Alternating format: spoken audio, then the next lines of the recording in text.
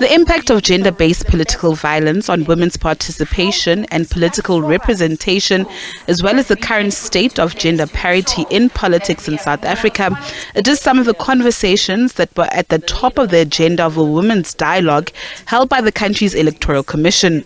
Minister Dlamini-Zuma acknowledges the fact that the participation of women in politics has progressed, but the picture has been far ideal.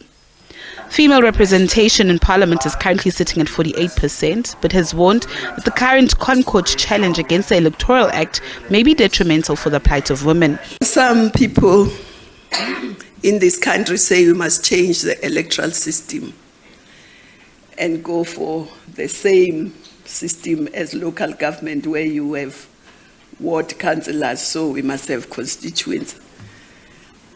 It may sound nice when you talk about it, but I can tell you, standing here, that the representation of women in Parliament will fall.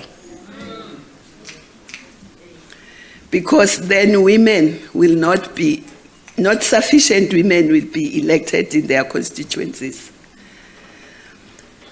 Also, not sufficient women will have enough funds to run their campaign in the constituency. So we must go very carefully on that as women, because it may be easier for men, but it probably won't be easy for women. There was less female representation in local government post the 2021 municipal elections as compared to those of 2016 and 2011. Out of the 12.2 million voters that cast their ballots in 2021, over 7 million were women. However, men took the lion's share of the votes. Some of the reasons are that female voters don't find resonance with women leadership. Women are not seeing their challenges being addressed. So when we see your face, it does not necessarily mean that women are driving that agenda that will benefit all of us. Sometimes also they're confronted with a patriarchal system that compels them to adhere to what the party is pushing.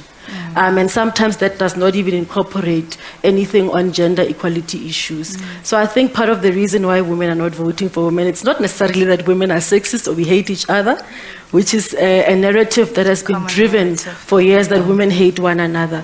But it's also about, when you get there, are women speaking to us and our needs? Further calls were made to protect female journalists when covering elections. Cyber misogyny online, which is, it has a psychological and sometimes a physical risk as well. That, no, you don't have to, send threats or stalk journalists or follow them or do any of the things that were in the past. You can attack a journalist in her safer space, in her lounge, in her bedroom, in her newsroom. Why? By automating targeted attacks. And what are those attacks? Those are attacks on her looks. Those are never attacks on her work. It's her looks. It's her persona. It's her crooked teeth. More importantly, when it comes to disputed political spaces, females get the first brunt of this contestation.